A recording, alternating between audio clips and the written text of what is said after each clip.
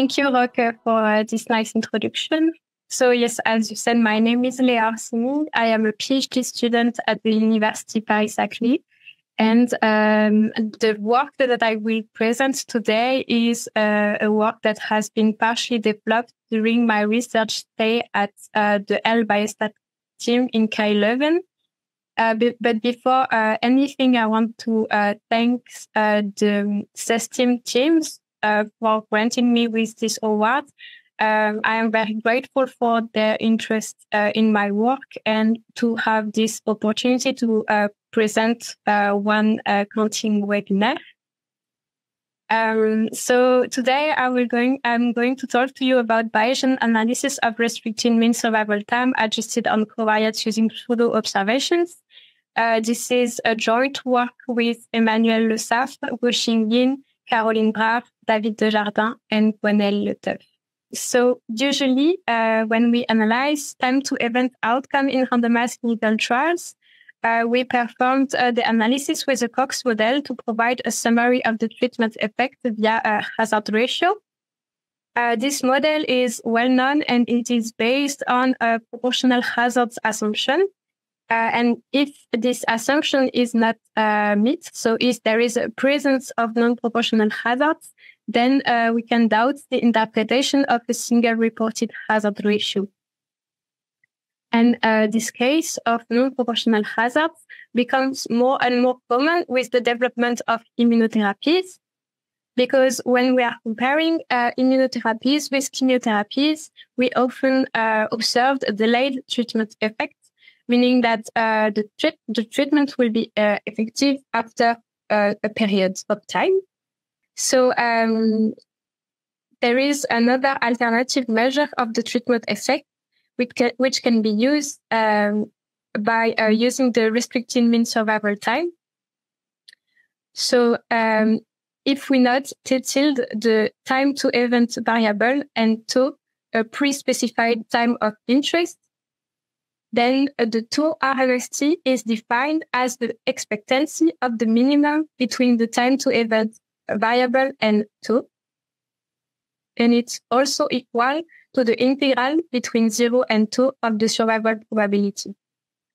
And so Royston and Parmar suggest using the difference in RMST between the two arms as a clinically meaningful measure of the treatment effect and as the primary measure when non-proportional hazard is observed, and still as a useful secondary measure when the proportional hazard assumption appears to be satisfied.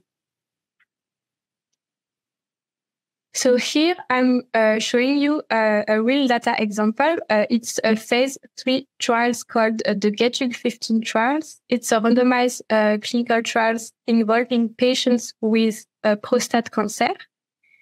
In these trials, we were interested in the PSA progression-free outcome. So it's a biological PSA. It's a biological marker that can be tested in the blood, and it gave information about the tumor growth. So we were interested in the survival without a PSA progression. And for this outcome in particular, the proportional hazard assumption was rejected. And here you can see the survival curves estimated from the Kaplan-Meier estimator for the two treatment arm. So in dashed line is the control arm that gets only ADT for androgen deprivation therapy alone, or the treatment arm was given ADT in complement with docetaxel, which is a chemotherapy. So it was the two treatments combined. And here you can see from the survival curves that you have a treatment effect at the beginning of the study that vanished throughout the years. So we can set a time of interest. Here it was set to 5 years, and we can estimate the RMST between the two arms. And in the control arm, so in blue, you have the area under the survival curves for the control group that correspond to the RMST in the control arm. And in pink, you have the difference in RMST between the two arms. So this is the quantity that we want to estimate. So one straightforward approach to estimate the RMST is to numerically integrate the Kaplan-Meier curves between 0 and 2. This is very straightforward, as I've shown you in the slide before. But this approach does not allow for covariate adjustments because, this is a major limitation because omitting important covariates results in less precision. So in the frequentist framework, there are many methods that allow for analyzing RMST adjusted on covariates. They can be put into two categories. The first category is to first model the survival function and then integrate it. You can model the survival function with a piecewise exponential model from Harrison or a Cox model stratified on the treatment from Zucker using the Breslow estimator to model the baseline hazard function. But both these models are complex to implement and limited. They are complex to implement because they require many steps, and they are limited because they provide an adjusted estimation of the difference in RMST between the two arms, but they don't provide the effect of other covariates on the RMST. The other categories is to fit a linear model on the RMST directly. But in this case, censoring must be handled either using pseudo-observations from Andersen or with the inverse probability of censoring weights from Tian. And those approaches are more straightforward because it models directly the RMST with a simple linear model. Sometimes you want to perform Bayesian analysis instead of frequentist analysis. This can be the case, for example, if you are working with rare disease or in precision medicine, because small sample sizes make Bayesian methods attractive. These Bayesian methods are attractive because they are naturally suitable for including prior information through the prior definition, and they provide better interpretation through the estimation of the posterior distribution. And with small sample sizes, it is particularly needed to adjust the analysis for prognostic factors that were used for the randomization. This is why it is even more important to provide methods that allow for covariate adjustments in the Bayesian framework.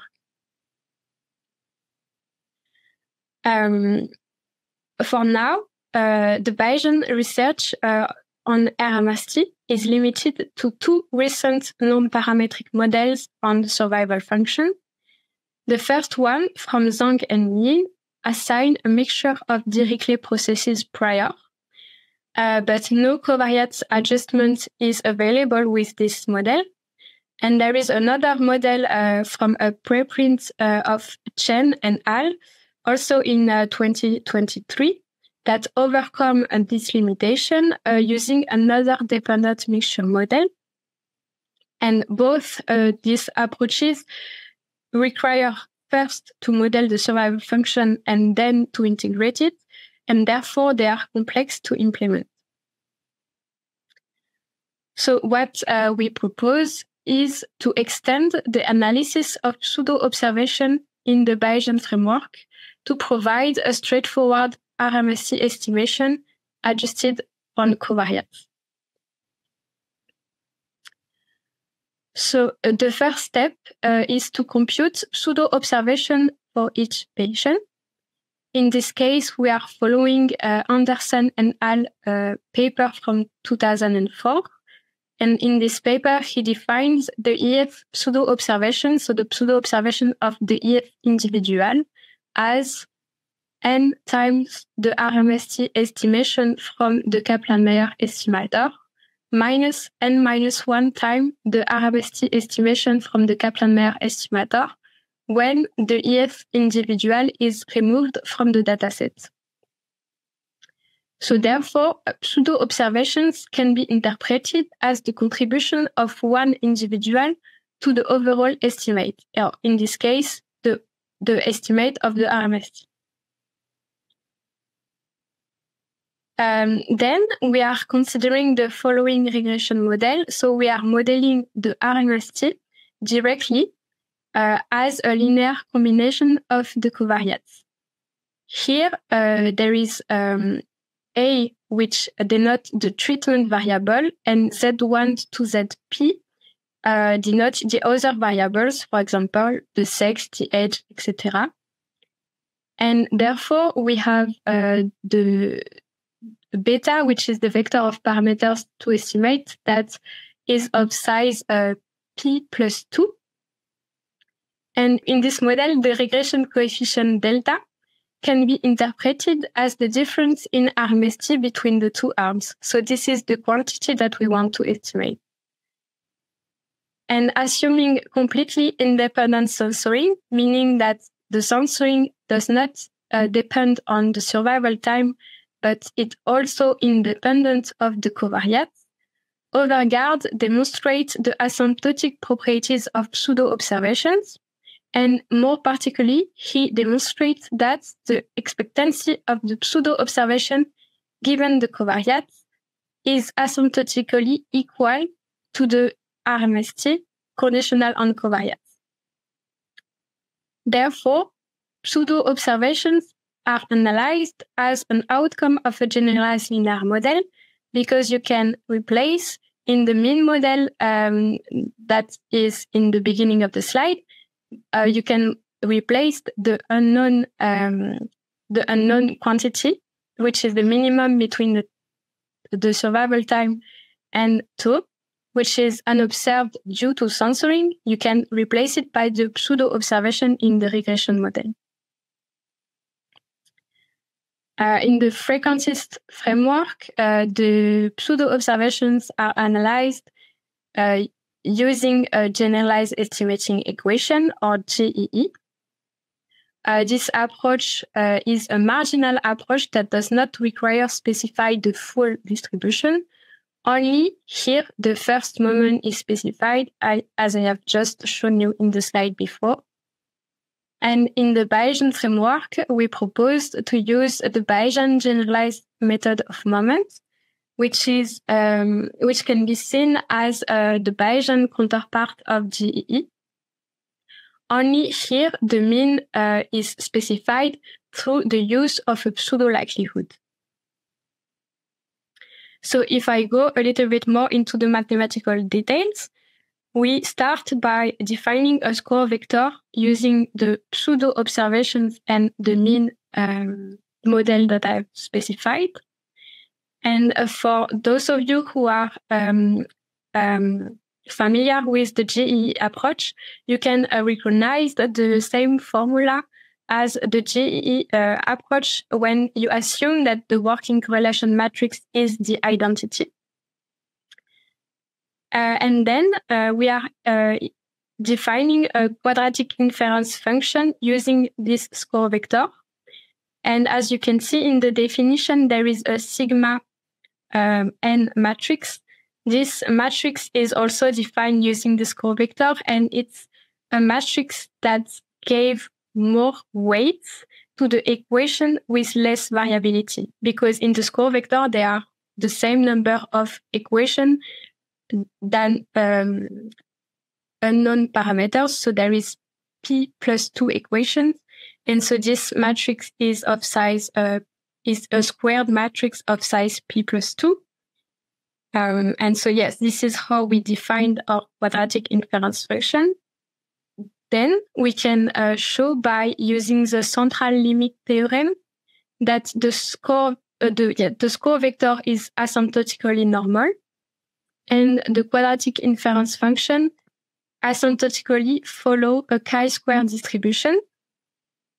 Therefore, a chi-square test can be defined analog to the usual likelihood ratio test, where the quadratic inference function behaves like -2 of the log likelihood.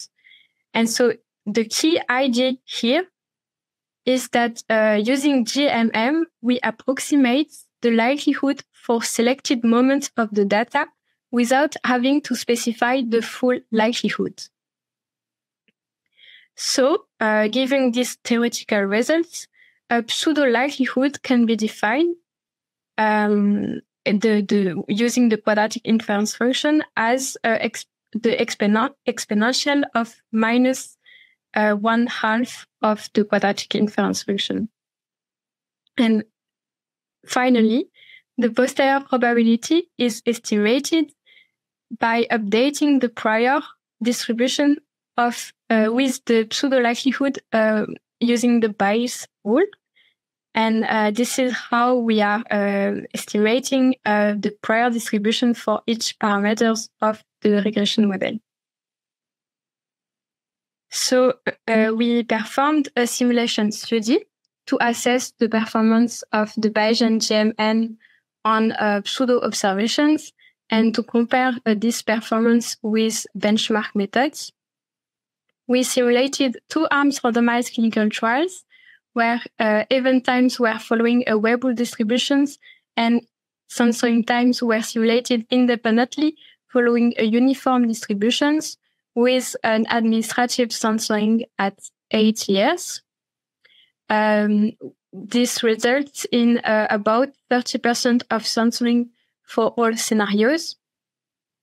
We varied the sample sizes from 50 patients to 500 patients, and the restricted times was set to 5 years, which is a clinically meaningful threshold that is usually chosen in oncological trials, and it matches the thresholds that were used for the real data examples. So we simulated 5 scenarios. The first one with proportional hazards, and the other ones with non-proportional hazards. The scenario 2 and 4 with an early treatment effect that corresponds to the real data examples, and the scenario 3 and 5 with a delayed treatment effect that is more like what we can observe comparing chemotherapies with immunotherapies. And for the 2 last scenarios, we simulated prognostic variables, so variables that were linked to the survival function. And we also simulated completely independent variables to assess model misspecification. I will go into more details about it in a second. So we assess the performance of the methods with the traditional metrics, so the bias, the average standard error, the root mean square errors, and the 95 coverage rates. And it was estimated for 1,000 replicates in each scenarios. We compared ourselves with 5 benchmark methods. The Kaplan-Meier estimator, so basically numerically integrated the survival curves from the Kaplan-Meier estimator. The stratified Cox model from Zucker, the GEE model based on pseudo-observations from Anderson, the IPCW model from Chan, and I will not show you the results of this model because it is almost identical to the GEE model on pseudo-observations. So just for sake of clarity, I will not showing you the results of this method.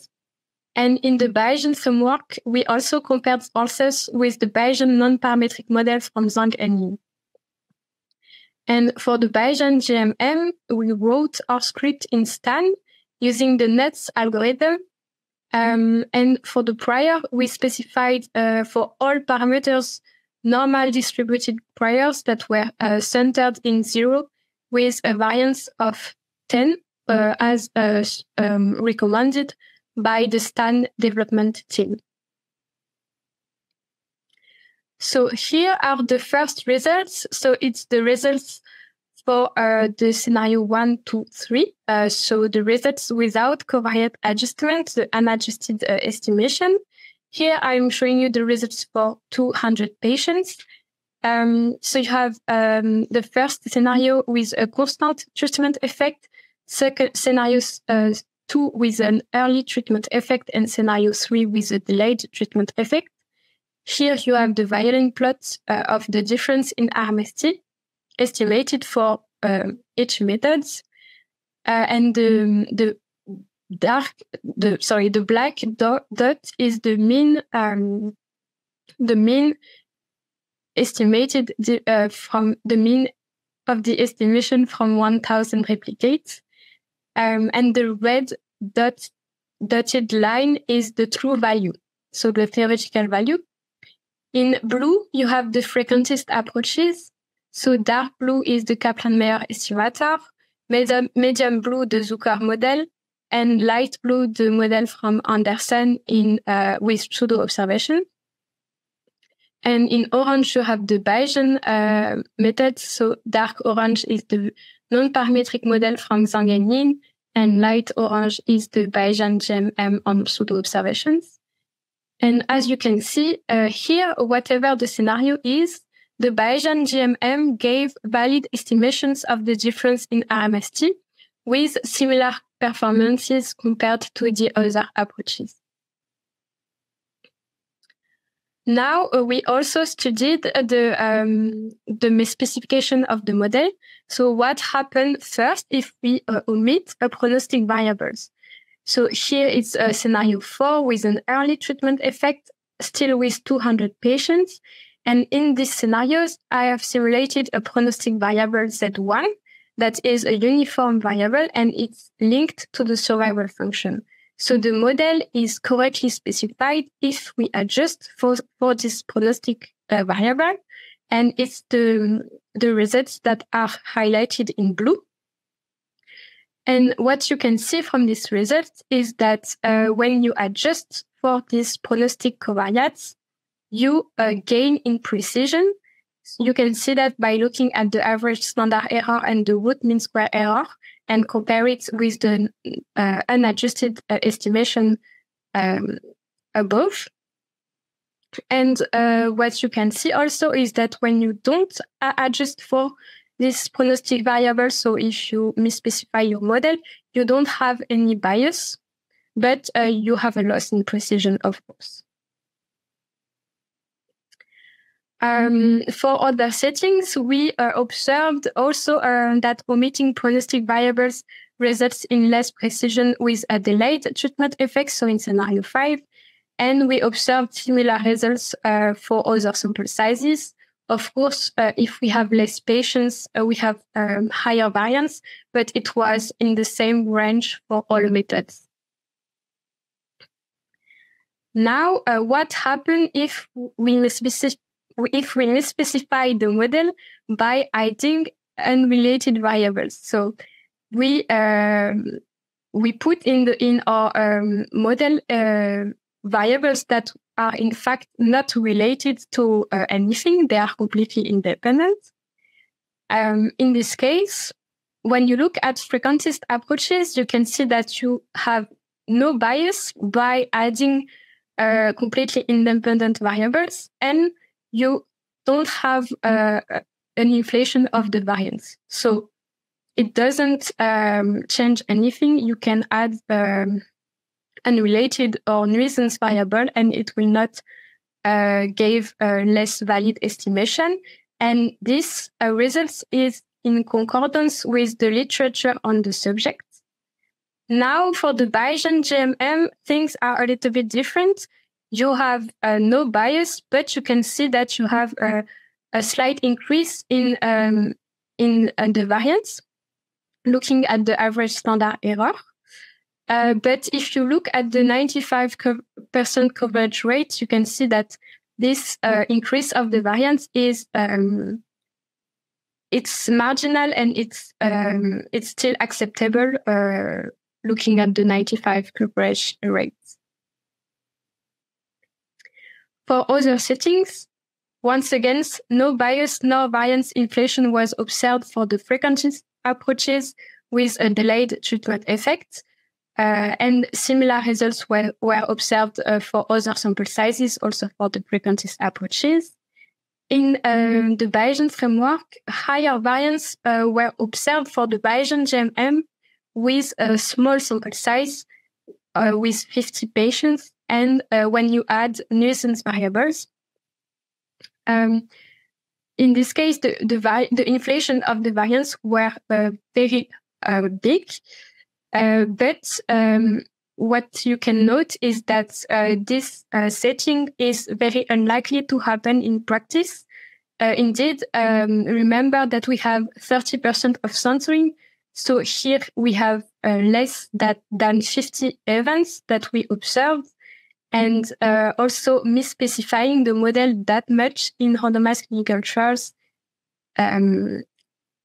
is very unlikely to happen, but we wanted to push the model to its limits. So lastly, I want to talk about the application on the GET-15 trials. So I'm coming back to the real data example. We performed a post hoc analysis by applying all of these methods to this data set. So as a reminder, it was a phase 3 randomized clinical trials comparing an androgen deprivation therapy alone or with docetaxel in non-castrate metastatic prostate cancer. So we had 384 patients and 25% of censoring in these trials. The outcome of interest was the prostate-specific antigen progression-free survival. So, as I said, the biological marker that you can test in the blood to assess the progression of the disease. And we adjust the analysis for 4 binary covariates that were clinically meaningful. So this is the results of the estimation of the difference in 5 RMST between the 2 treatment groups. In the x-axis, you have the difference in RMST. In the y-axis, you have the different methods. The yellow square are for the unadjusted estimation, and the blue dots are for the adjusted estimation. And so by looking at this graph, you can see that the results are in concordance with the simulation study, meaning that the Bayesian GMM gave similar results compared to the benchmark methods, and that adjusting the estimation for covariates results in better precision for all methods that allow for covariate adjustment, of course. Now, if we look more in details on the results for the Bayesian GMM, you can see that here you have the difference in RMST between the 2 treatment arms in the last line of this tab. But you have also the effect of the other covariates on RMST. And this is one of the very nice features of using pseudo-observations, is that since you are modeling the RMST as a linear model, as a regression model, you have access to the difference in RMST between the 2 treatment arms, but you also estimate the difference in RMST between the 2 Gleason score group, for example, or between having bone metastasis or not. So it is very interesting to have those results also for clinically purpose. Since we are doing Bayesian analysis, we estimate not only a point estimate of the difference in RMST with credible interval, but we estimate the whole posterior distribution of the parameter of interest. So here is in this graph, you can see the posterior distribution for the difference in RMST between the 2 arms. that was estimated. And from this posterior distribution, of course, you can retrieve a point estimate with credible bonds. So in this case, the mean of the posterior samples is 0.58 years, with a 95 credible interval of 0.24 to 0.92.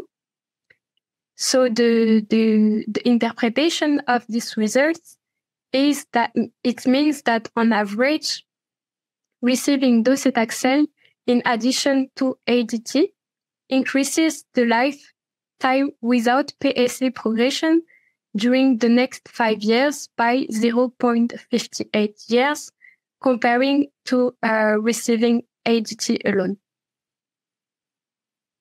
But since you estimate the whole posterior distribution, you can also give results of the posterior tail distribution, meaning that, for example, if a clinician is interested in the probability that the difference in RMST during the next 5 years is higher than 3 months, you can tell him that this probability is equal to is estimated, to be equal to 0.97.